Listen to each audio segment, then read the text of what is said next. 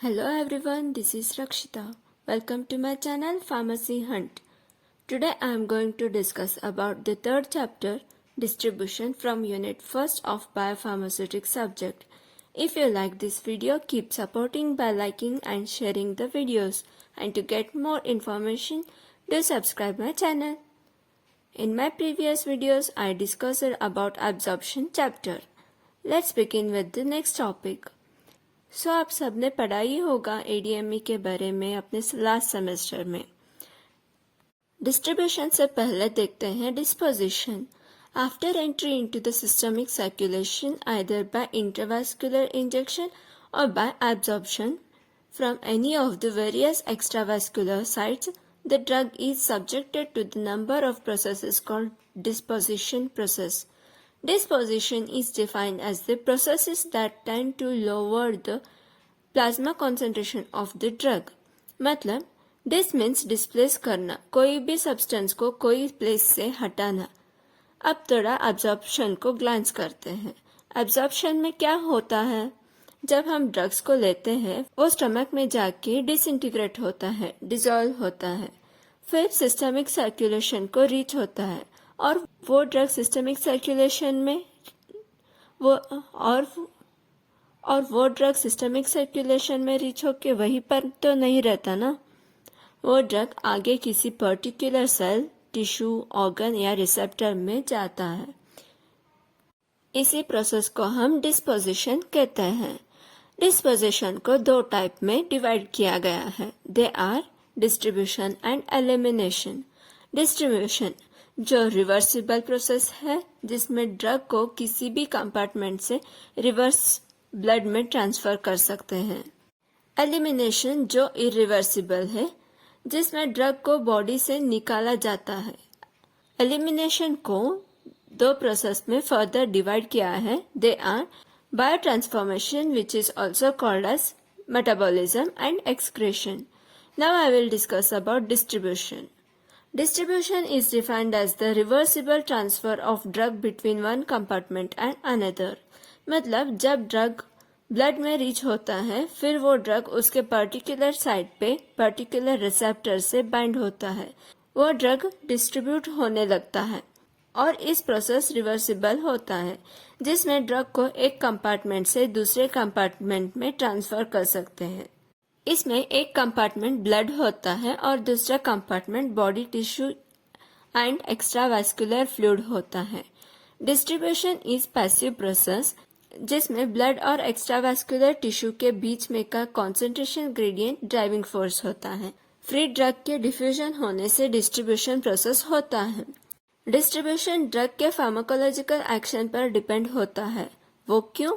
Drugs का जो pharmacological action होता है उसी रिसेप्टर्स या टिश्यूज या ऑर्गन पर जाके बाइंड होता है. Onset of action, intensity of drug और कभी कभी ड्यूरेशन ऑफ एक्शन में डिस्ट्रीब्यूशन अपने मेजर रोल दिखाता है. Steps in drug distribution. There are 2 steps. They are first is permeation of free or unbound drug present in the blood through the capillary wall and entry into the interstitial or extracellular fluid.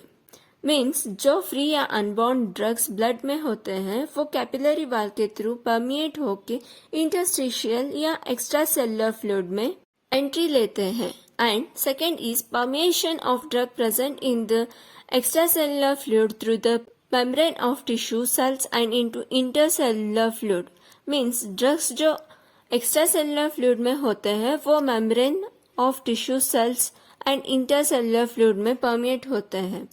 This step is rate limiting and depends upon 2 major factors. They are rate of perfusion to the extracellular tissue and membrane permeability of the drug. Factors affecting drug distribution. Throughout the body में drug का distribution same या uniform नहीं होता है because अलग अलग tissues plasma से different rate and extent पर ड्रग को रिसीव करता है. Numbers of factors as enumerated below. First is tissue permeability of the drug. उसमें physicochemical properties of the drug like molecular size, pKa value and oil in water partition coefficient. Drugs को distribute होने के लिए molecular size, PK value and oil in water partition coefficient पर depend होता है। Molecular size जो 500 to 600 Dalton से less होता है वो कैपिलरी मेम्ब्रेन से इजीली पास होकर एक्स्ट्रा सेलुलर फ्लूइड में रीच होता है। पीके वैल्यू सिर्फ ड्रग को मेम्ब्रेन पेनिट्रेशन में इफेक्ट नहीं करता है, वो डिस्ट्रीब्यूशन ऑफ ड्रग्स जो स्टेडी स्टेट बॉडी कंपार्टमेंट्स को भी अफेक्ट करता है। Polar and hydrophilic drugs are less likely to cross the cell membrane, but non-polar and hydrophobic drugs are more likely to cross the cell membrane. Physiological barriers to diffusion of the drugs. जो drugs ionised या unionised हो, जिसका molecular size 600 Dalton से less हो, वो capillary endothelium से diffuse होके interstitial fluid को रीच होता है। सेकेंड इज organ या tissue size and perfusion rate. Perfusion is defined as the volume of blood that flows per unit time per unit volume of the tissue. Third is binding of drugs to tissue components. उसमें binding of drugs to blood components and binding of drugs to extravascular tissue proteins. Fourth is miscellaneous factor. First is age, जिसमें total body water, fat content, skeletal muscles, organ composition, plasma protein content depend होता है। Pregnancy, obesity, diet, disease state, drug interaction, ये सब factors drug distribution को influence करता है। अगर इस टॉपिक पर कोई भी क्वेश्चन या डाउट्स हो कमेंट सेक्शन में पूछ सकते हैं। Thank you.